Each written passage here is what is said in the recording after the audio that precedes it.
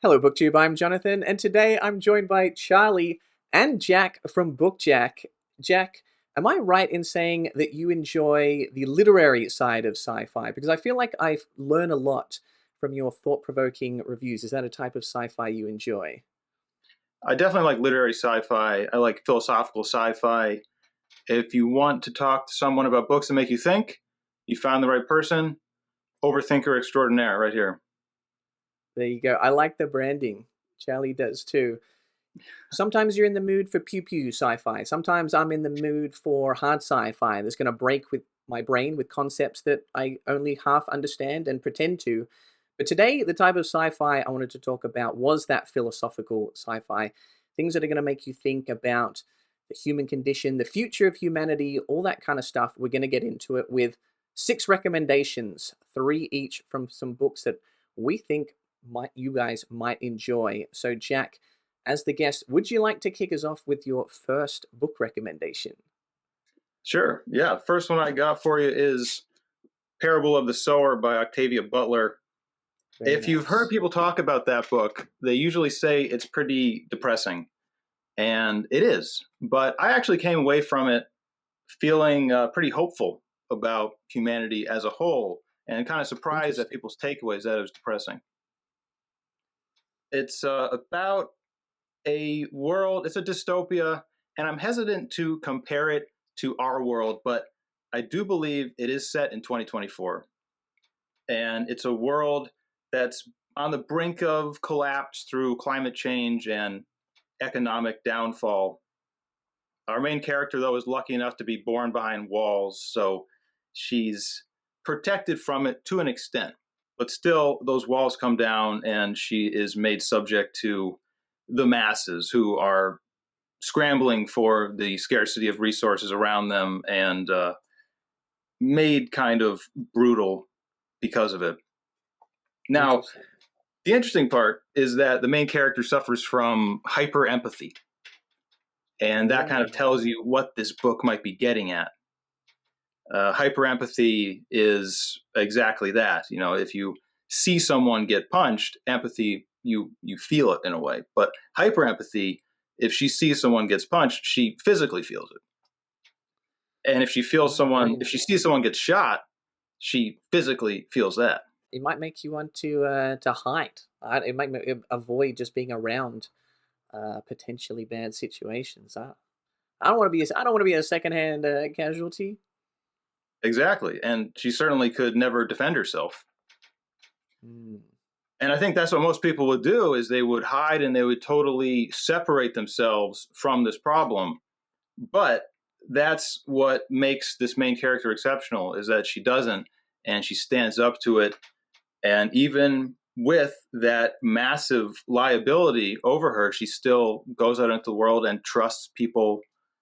And throughout the whole book, she is kind of starting her own religion. And that Hmm. was one of the reasons I was very sympathetic towards this main character because at the very beginning, her father is a preacher. And she says something to the effect of, I had to form God into something that I could understand. Because, you know, she couldn't get along with the dogma, the current dogma of what the religion was, but it meant a lot to her father. So she knew that she had to form it into something that she could understand and that she could respect. And I really connected with that. And it really made me like this character. Although this character is very easy to like. But it's talking about empathy and it's talking about how when things get tough, society starts to erode. And one of the first things that goes is empathy, because if you have to survive, then you kind of have to push your empathy aside in order to feed your family.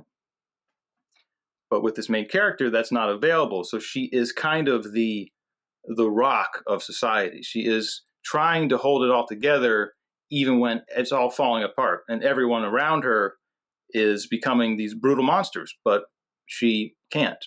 You mentioned that it was a likable character and a easy character to root for. I haven't read this book, but I have read one Octavia Butler book, and that was Wild Seed.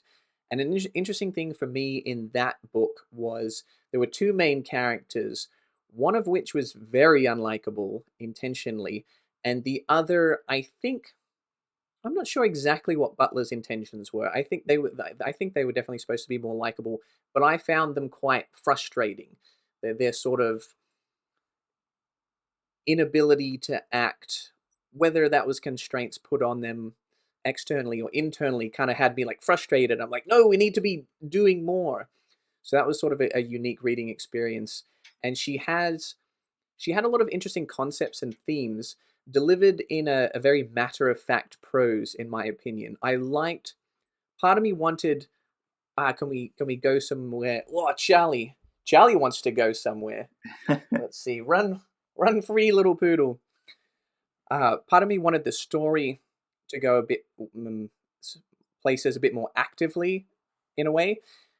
But Butler doesn't really spoon feed you. She just kind of delivers things the way they are, and you kind of have to do the digging. So I think with a character which you described as perhaps more likable, that you're rooting for, that might be a bit easier to get into that journey.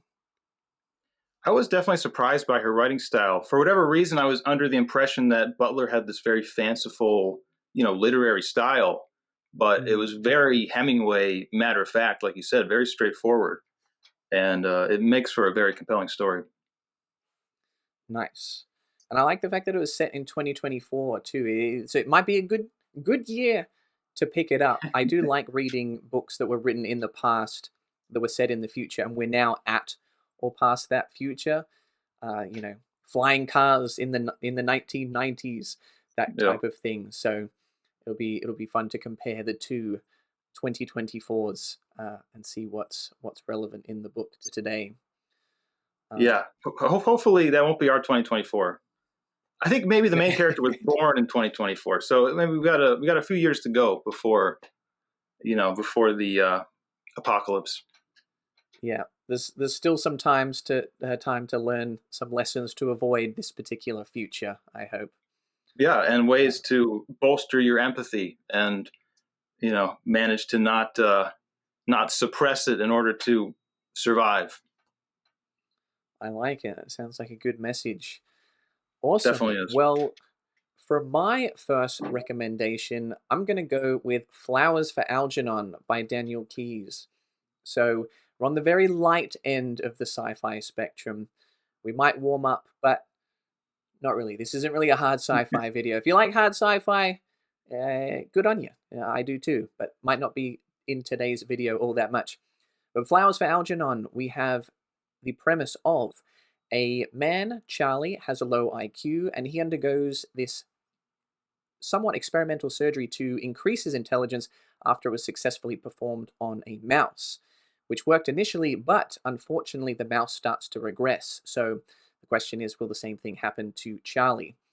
And the first reason that I found this book to be thought provoking was what you can do with structure and format and just the writing of the book itself as it is told through journal entries, and we get to see the progression of Charlie's intelligence not just through the story but actually through the writing itself. Through those journal entries we see the change in his language, the change in his spelling, his diction, all of this kind of stuff. And that then sort of coincides with or is reflected in his emotional journey. And so it was really interesting to put myself in that kind of position. What would it be like to all of a sudden be much more intelligent than I am? What will be the pros of that, the cons of that? What is the difference between your emotional intelligence and your intellectual intelligence? Like the two are all of a sudden kind of out of whack. And how does that affect your the way you interact with people? And then what would it be like to lose something like that? This book, even though it's very different in tone, I feel like this is a character that you're rooting for, a Robert Silverberg character that you're not really rooting for in dying inside is kind of going through this process of loss. So I thought these books were kind of, well, quite different in tone. In theme, I feel like they make like an interesting thematic pair. So those were some of the like thematic journeys that the book, I felt like it took me on, that ended up in an impactful way. I've admitted it before. You guys, you've beat it out of me. I cried at the end of the book. Okay, It's fine to cry. It's good to cry. I did it. The last page of Flowers for Algernon, it got me. Jack, are you a fan? Big fan, and don't worry, you're in good company. It made me cry too. Yeah, there we go, guys. It's okay. Let it out. It happens. And it might have been the first book to do so. I know it's technically probably a novella or something, but I remember long ago I bought this huge book of science fiction, and I was reading it on my lunch break. And yeah, that one really got to me, and it might have been one of the stories to get me into sci-fi, because it's this kind of science fiction book that I love. Because good science fiction, you got aliens and robots and spaceships and all this stuff, but it's about Yeah. how all this stuff affects human beings, right? Mm-hmm. That's what, to me, what makes a compelling story. And Flowers for Algernon did that really well. Extremely sympathetic main character. Obviously, it brought us both to tears. Yeah. Yeah. I was crying at home, so luckily I was just trying not to wake up my wife. You were crying at lunch. That's I feel bad for you. I don't know if you're out in public. People are like, "What's wrong, Jack?" And you're like, this book. You just got to read. I'm sorry, but I can't Yeah. go back to work. This book messed me up." That's Yeah, well, funny. wherever you're at, it's. I was there was a park next to where I worked, so I was sitting down against a tree crying. So slightly less strange, maybe. I like the idea that people just like see you around the neighborhood, and you're like, and they're like, "Oh yeah, that's the crying guy from the park." Yeah, And I you're just like, "It tell was them one read time, Flowers for guys." Algernon. You got to read Flowers for Algernon. You'll do it too. Yeah, you just have to start handing out copies in the park, so you're not the weird guy in town. I should. That's a good way to recruit a lot of people to science fiction, I think. Yeah, a worthy, a worthy expense. Awesome. Well, I'm glad you liked it too. Jack, what is your second thought-provoking sci-fi book? My second book, one that I know you'll agree with me on, is The Sirens of Titan by Kurt Vonnegut. Oh, indeed, indeed. It's uh it's always hard to summarize a Vonnegut plotline. You can probably sympathize with that. Very true. It's like a Slaughterhouse-Five one where he takes this main character and just kind of drags him through all of these absurd things. There's a Martian invasion. There's the invention of a new religion, and the main character's name is Malachi Constant, which means messenger. And at the very Mm. beginning, he knows that he has been put on this earth to give humans a great message. And Vonnegut kind of indicates that he will deliver the meaning of life in this book.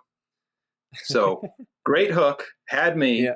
and definitely primes you. Is like there's going to be a lot to think about in this book, so buckle up.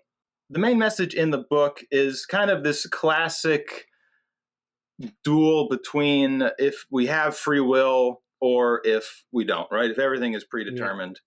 And what Vonnegut always does best in all of his books is he takes these two black and white ideas and he kind of lets you feel them out and say, here's what's happening on this side, here's what's happening on this side, and then he shows you that the answer is somewhere in the middle. I say, Mm. Vonnegut shows you the world in grayscale, which really doesn't sound very exciting, but is why I love Vonnegut, because the world is in grayscale. And I know I'm susceptible to that. I think they call it the fallacy of the extremes or something, where you're just predisposed to go to one side or the Mm. other in an argument. And always the answer is in the middle. And I need No, every Coke's way reminder. better than Pepsi. Coke, far superior. Well, you see, the answer is actually RC Cola right in the middle. It's the hottest take I've ever heard. Yeah, actually, that is a pretty hot take. And so, yeah, I need every kickback into the center that I can get. Vonnegut always delivers it to me. And the way that he kind of he shows this to you in this book is by taking this character and showing you that he never really has free will throughout the book, right? There is this grand alien conspiracy that he is just made a pawn of. And as our harmonium friends, who I know you're a big fan of Mm. that scene, you commented on one of my videos. Yeah. That is a beautiful scene, and it's hard to really describe exactly the concept that Vonnegut is talking about. but he is saying that, sure, we are all subject to some greater scheme, some greater universal scheme, but it is such a great scheme that even under that force, we have individuality because of how great that force is. And again, it's hard to describe anything in a Vonnegut book, plot wise or theme wise. Um, I will say, though, he does deliver on his promise of telling you the meaning of life. And it's not 42. Yeah. It is a bold claim. I'm not going to spoil that for you. You got to read this book to find out. But if you have read Vonnegut before, it is a pretty common idea, a common moral that he holds higher above all the others that people should live by, and that people should use their small amount of individuality to work on in this world. Very uplifting, as Vonnegut always is for me, and a lot of room for interpretation. I'm always eager to hear what other people have to say about Vonnegut, because everything's so abstract and so absurd. You could get a lot of stuff out of this book. Even though some things are a little bit abstract or hard to follow, I feel like the individual moments always have something comedic that is happening, or there's just little nuggets of truth about humanity or interactions. And he's definitely one of the writers where I feel like I personally relate to him the most. You know, each book of his, there's usually a couple of things per chapter where I'm like, that's such a good observation, or that's such a unique way of looking at things, or you know, that speaks to me so directly. An example of which is that harmoniums chapter where, I don't know why you're doing this to me, Jack. I guess this is, we're gonna have to like retitle this video to something about crying, but the harmoniums chapter might be my favorite chapter of anything that I've ever read. It's something that really spoke to me in a way that kind of helped me find some sort of meaning in a somewhat chaotic existence. And it's like, you know, maybe Vonnegut does make things easy by by giving us an answer to what is the meaning of the universe.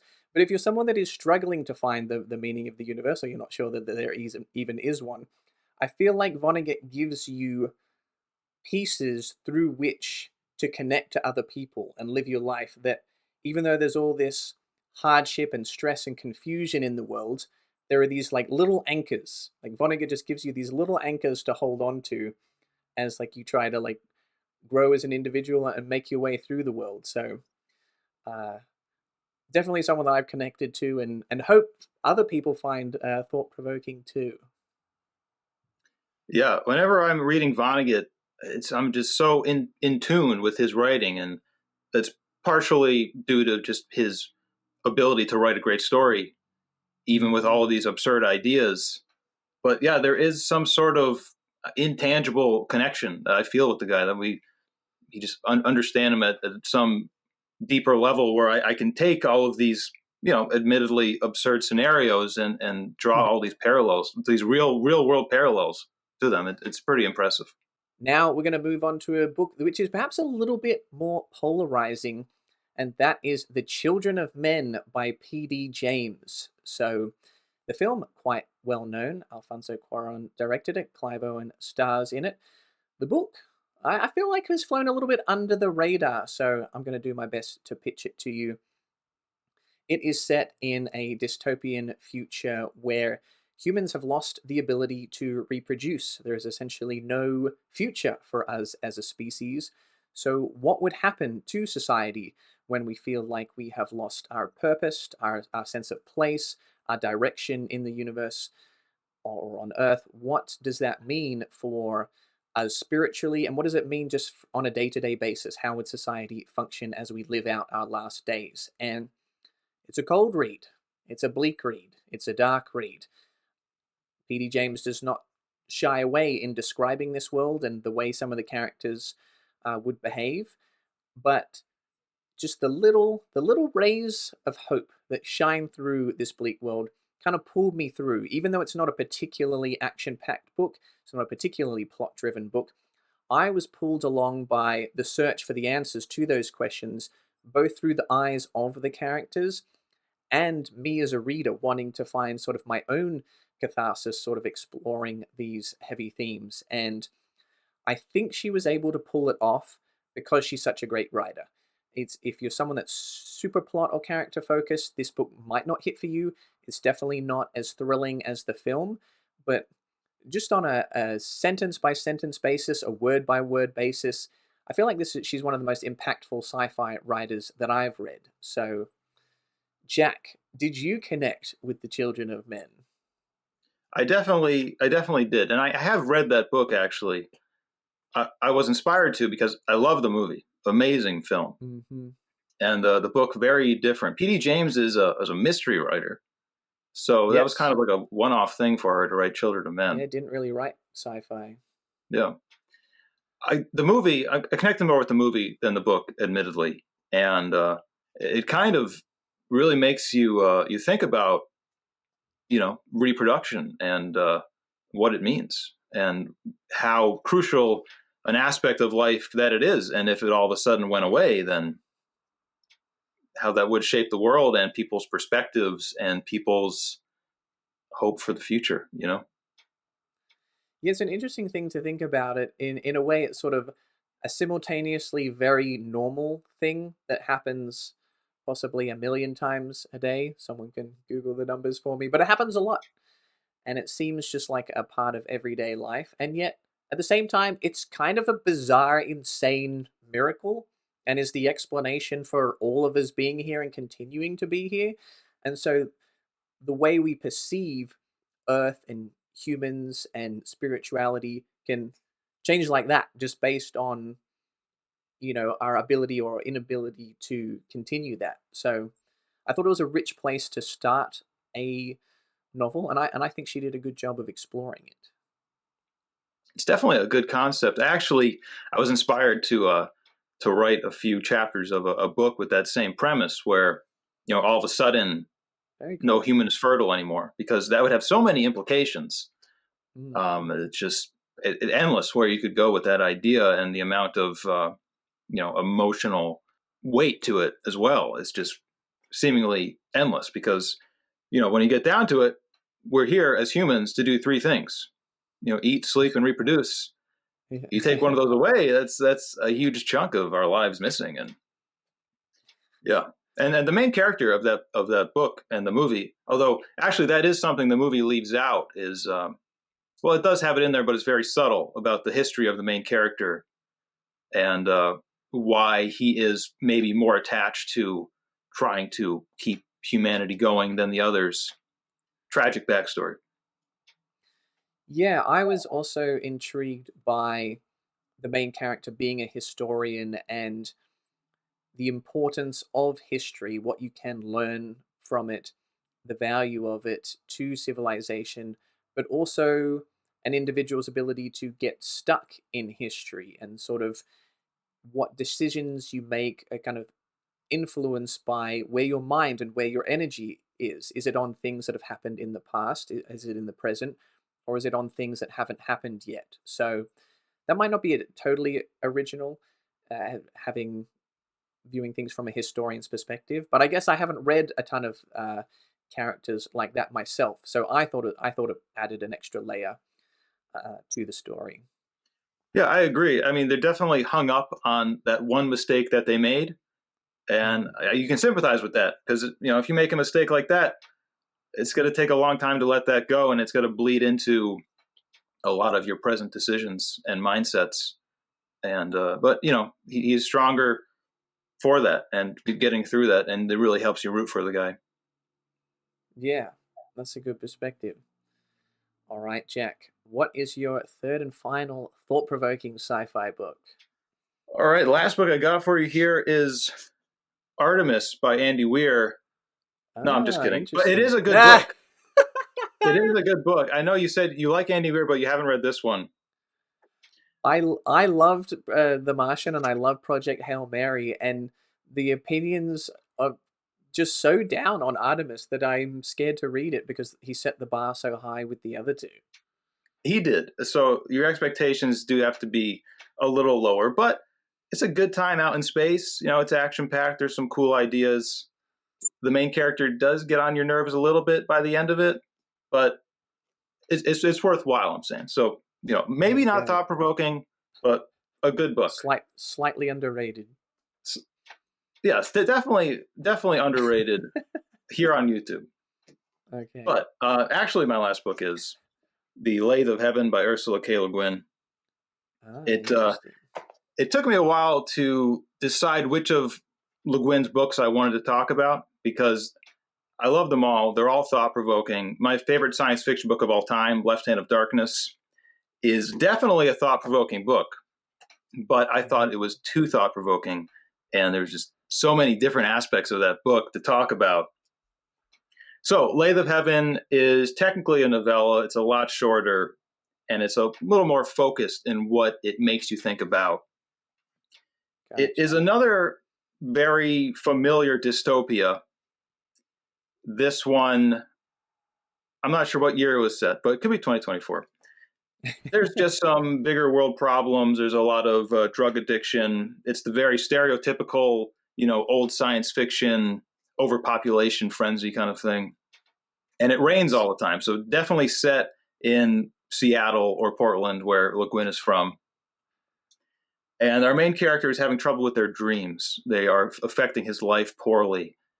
And he has a prescription drug that's supposed to suppress his dreams, but for whatever reason, they stop working. So he goes to a doctor. The doctor realizes that our main character has the ability to change reality with his dreams. And the doctor tries to take advantage of that to the benefit of all of humankind. And to some success, but it's kind of the classic be careful what you wish for idea where, sure, they solve the problems, but by creating other problems. And the whole time... It's too much power for one person, Jack. Too much power for one person, exactly. And that is what Le Guin makes you think about here, that... she actually, and all these books make you think, and there's all these philosophical science fiction books that I love, and I talk about them on my channel, but just because they make you think something doesn't mean that you take it for truth. You know what I'm saying? I think Le Guin is saying here, and because Le Guin, she was always considered an anarchist. I don't know if you've read that or heard that. Interesting. And that always took me by surprise how someone could that their philosophy is anarchy. But in this book, and in relation to this doctor taking advantage of this guy, there's quotes in there saying you just need to let it be, just like the Beatles song. And maybe that's what they were saying too. You're just one human in this world, and you can't exert your power over another person. You just have to let it be, which is anarchy in a sense, right? If you don't have any influence over any other people, and the world just happens naturally, then that's what it is. Again, I'm not sure I agree with that. And actually, in the Sirens of Titan, I don't think Kurt Vonnegut agrees with that either, because one of the big quotes in Sirens of Titan, just to backtrack to that one, is that it is good to be used. That's what he says in that book. And a lot of people have strange reactions to that because not a lot of good connotation in being used, but in this world, we're all used. None of our thoughts or ideas are original. They're all implanted by other people. So, to an extent, we have to influence each other. But of course, in the Lathe of Heaven, it's really, would you sacrifice one human being to solve world hunger? Depends on the human. I'm not sacrificing Charlie for nothing. Would you sacrifice yourself? Oh, yeah. I'd sacrifice me before Charlie. Yeah. But would you sacrifice me? Are we still recording? Is this going on? Is this going on YouTube? Sorry, Jack. Yeah, you. Hopefully, not in too unpleasant a way. But I think you're gone. You're out, Ski. That's fair, but Le Guin would disagree with you. You don't need to say whether you'd sacrifice me. Okay, good. I would. Fair. Well, that's the end of the video. Anyways.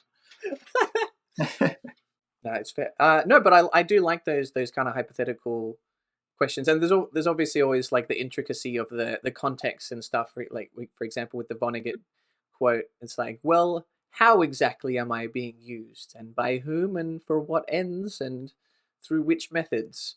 Always fun, always makes you think, and that's what makes a good philosophical book in general. Is not like, hey, here's how to think. It's here is this kind of intellectual playground, and we're going to bring up these fictional scenarios, and you're going to make judgments and assumptions based on those. And it is interesting. I was talking about Vonnegut and the black and the white, and the answer is always the gray in the middle, because Le Guin seems to be presenting a black or white opinion in this book. Is that it's never okay to use someone. And Mm. Vonnegut is saying that it's good to be used, which is another black and white thing. Whereas, of course, the answer is in the middle, where it's sometimes okay to be Yeah. used, and that's Yeah. not satisfying, right? No one wants to go to sleep with like, yeah, it's okay sometimes. Everything's just okay sometimes. But that, unfortunately, life is grayscale. That quote does not sound good. I got to work on that. Is that, isn't that like a disease in Game of Thrones? I I only read sci-fi, so I'm sorry I haven't read the A Song of Ice and Fire. But I feel like there's some like reptile skin disease they get in the TV show. It might be called grayscale or something else. Um, but there you go. Very interesting. I have not read The Lathe of Heaven, but I have read The Left Hand of Darkness. And Ursula K. Le Guin, definitely another writer that is focused on the themes, exploring ideas. For me, The Left Hand of Darkness seemed like something that would have been very revolutionary at the time. To me, reading it, I think I read it maybe around 4 or 5 years ago.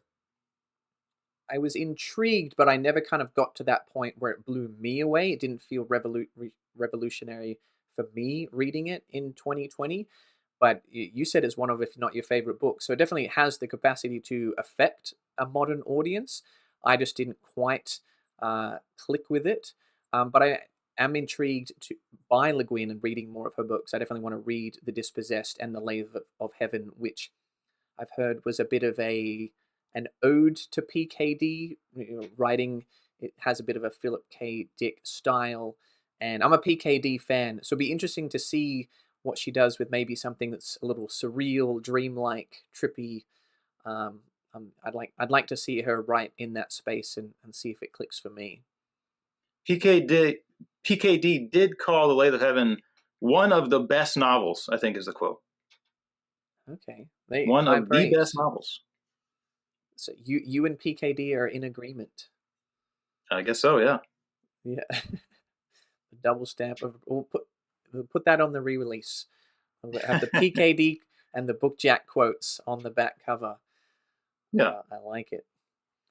Awesome. Well, for my final recommendation for a sci-fi book that I thought was thought-provoking, I'm going to go with More Than Human by Theodore Sturgeon.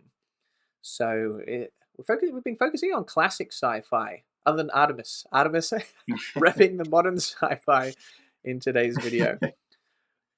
Theodore Sturgeon wrote More Than Human, and the premise for this, again, is a little loosey-goosey. It's hard to sort of describe as things kind of come together throughout the novel, but we follow a few different characters, a few different storylines, some of which have some disabilities, but also have some supernatural abilities. And the story is told in 3 parts, and each of the parts, kind of like the characters, feel somewhat disconnected. And for me as a reader, I like novels more than short stories. I like continuous storylines. And so when the story would reset, the book would reset, I got a little worried that Sturgeon was going to lose me. I was thinking, I'm not quite sure how these things are going to come together. And yet, every time he won me over. The way he weaved things back together, both narratively and thematically, I found to be very rewarding because it was a style that I think worked for the story that he was trying to tell because it is about different people coming together. In fact, a form of human evolution, in a way, of humans coming together. And he's also a very poetic writer, and I feel like that helps. I feel like it always helps to be a good writer, but especially if you're not following a story that is so much driven by the action or the plot, when you are sort of playing in this thought-provoking space, the ability to describe a location or an emotion or a character in that emotional way, that sort of trips that sort of like sensitive part of your brain. Sturgeon was able to do that for me, and I think it just sort of heightened the impact of the themes of human interconnectivity. Jack, have you read any Theodore Sturgeon? I have not, but he has been called the smartest science fiction writer, I think is what a lot of people refer to him as. Ah, Actually, I've is that read another one short PKD story. quote? It's not it might be PKD. Could be. I read one short story of his called "A Saucer of Loneliness," which was pretty genius. I would Oh, very recommend that nice. one, but I haven't read that one. It sounds like he did a good job in writing it about the interconnectedness of all human beings, like on some sort of emotional level. Yeah, I don't want to give things away, but it sort of takes some themes and ideas and then makes them more literal as you progress through the story. And this is I don't know. This is a semi-random tangent. I love the cover of the copy that I found, which I have to go dig it out somewhere over here, I think. And Mm. it's like a simultaneously it looks like a hand and a face and a flame, which I thought was just such brilliant art to kind of tie into what the story is. But I can't find a high resolution image of that online. Like I would totally like buy like a print of that and put it up on the wall or something. It's one of my favorite artworks ever. So if anybody can find a high resolution version of that cover for me, uh, I'll give you one of these on on the channel. I love it. I will have to check it out. There is a lot of gaps in, especially my classic science fiction reading. Theodore Sturgeon is one. Robert Silverberg, I've just begun to read. Isaac Asimov, admittedly. There's always more. It's endless. People say, Jonathan, when are you gonna read fantasy? When are you gonna read so and so? And I'm like, when there's not a ton more good sci-fi that I still want to read. It's pretty much an endless pool. We'll see. I'm not Paradise. there yet. I don't know when I'll get. I don't know if I'll find a point where I get tired of it, but that point has not yet been reached. Well, that sounds good to me. Also, we need to catch up to the fantasy channels, Jack. There. So I like fantasy. I watch fantasy movies, TV show. I'm not against reading fantasy, but come on, the sci-fi to fantasy disparity. We got to fight the good fight, Jack. Or maybe we have to just join them. Oh no, you're being used. You're letting yourself be used by Oh, the fantasy agenda. how could I be so foolish? Actually, I only have really ever read The Lord of the Rings, and I feel like I started off at the very peak of fantasy. And whenever I try to read any other fantasy, it's like Lord of the Rings was better. Why am I reading this? So I'm just totally spoiled on fantasy now. Interesting. Well, there you go, Jack.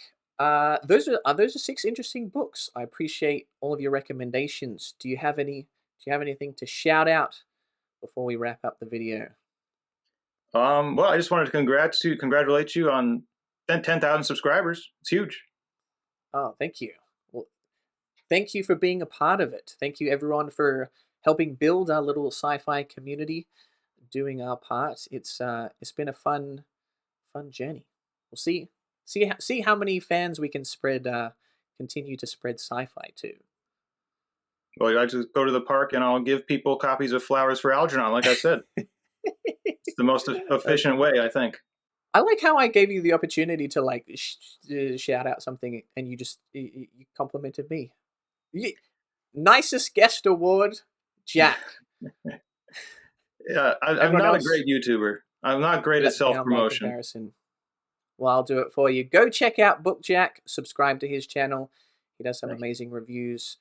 Reads a lot of smart, thought-provoking stuff. You'll enjoy it. I hope you enjoyed this video. If you did, hit that like button. Click all the whatever, what people say. And you can find more sci-fi content. Get the angles right. We never do. Yeah, this way. Over Oh, here. oh, there we go. Hey.